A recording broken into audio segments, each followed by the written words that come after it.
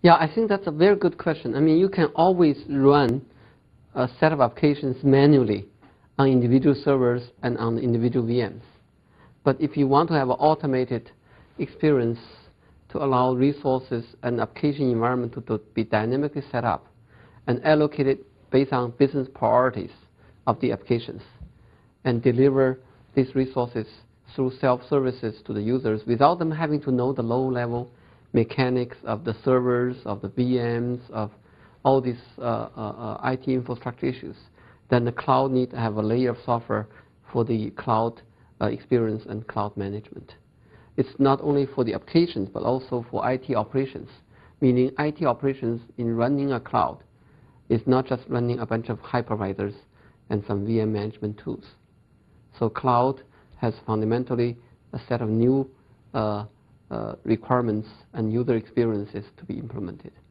And that's implemented by cloud management software. So if you look at Amazon EC2, in addition to the hypervisor they hide underneath, you don't know, they give you the console, they give you the graphics environment to allow you to specify what kind of offerings you want, how many you want, and so on and so forth. Same goes in a corporate environment. They need to offer certain set of services, wrapping the physical resource underneath to the users and support the applications and even automate the provisioning and running of n-tier applications. Also, in many cases, when the workload changes, say in a set of Java applications, the resources dedicated to specific applications can be growing, shrinking, expanding, and narrowing in response to the workload changes when the traffic of the request changes. Right? So this layer of responsiveness of resource allocations need to implement it on top of physical resources or the virtual machines. Cloud is about management on top of the physical and virtual resources.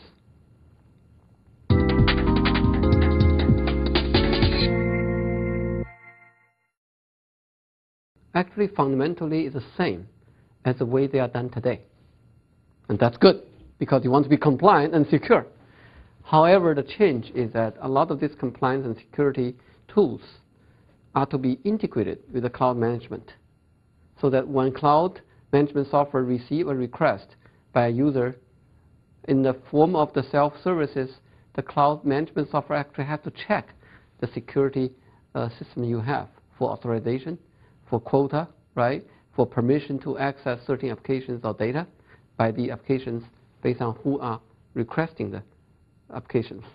And then if all the authorizations are in place, then run the applications. The cloud management software may even file a request to system administration people to get a manual approval from management to allow the user to get this chunk of resources to run this application. So these are all configurable. But the key thing is that in cloud, all these application lifecycle experiences are automated, meaning there's no human or no system administrators involved in the flow by default. By default, it's all automated. That's how you can implement a responsive, agile IT infrastructure and enable self-services.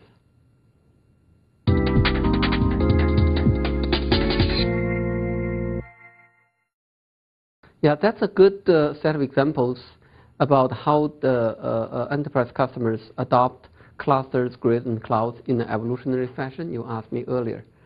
We're working with all the tier 1 banks and security houses. And the first adoption they did with us several years ago was to support the risk management software products they have, either in-house developed applications or third-party applications, such as Murex and Algorithmics, and to also support the intraday applications to allow them to price their complex products.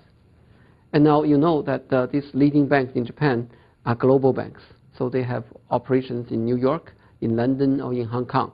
And what we did with them is to build a shared infrastructure, an enterprise grid, you may call it, to allow dozens of these applications to run on thousands of servers, but the commodity servers at much lower cost, because all these dozens of applications from different line of businesses, either is equity or currency or asset management or commodities, right?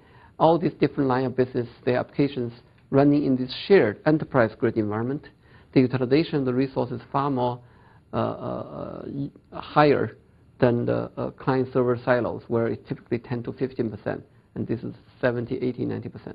Now, the same customers are working with us to look at expanding to add more applications, integrating using the VMs to transform the enterprise grid they have into a more of a private cloud. Same customers are very interested in not having to use all the resources internally to run the applications, especially when they have an end of month peak demand, but rather overflow to external service providers such as NTT. So we support these demanding customers in Japan as they go through their evolution of clusters and grid and cloud to run their applications.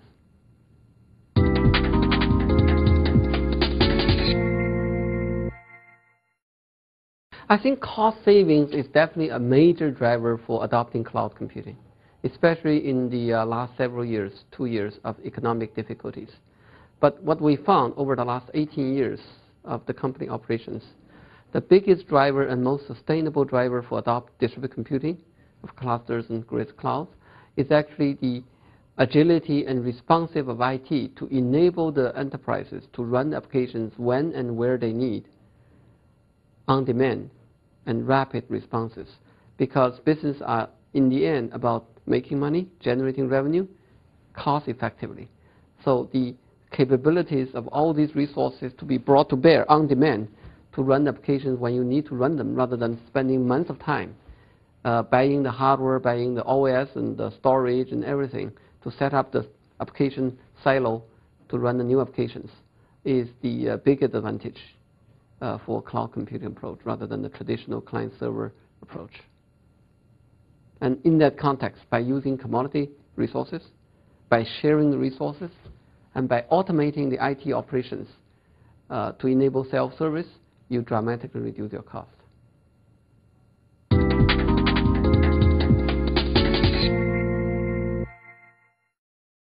Yeah, platform computing in some sense is unique. We have been in business for 18 years. And we have a very loyal customer base, including the large customers we have in Japan across several verticals. And in the end, as I mentioned earlier, we delivered a general purpose, expandable distributed computing platform for sharing and managing their resources in support of all their applications. Therefore, we view ourselves to be more of a partner to our customers and to our other partners like Japan system vendors, NEC, Fujitsu. And we are here for the long term.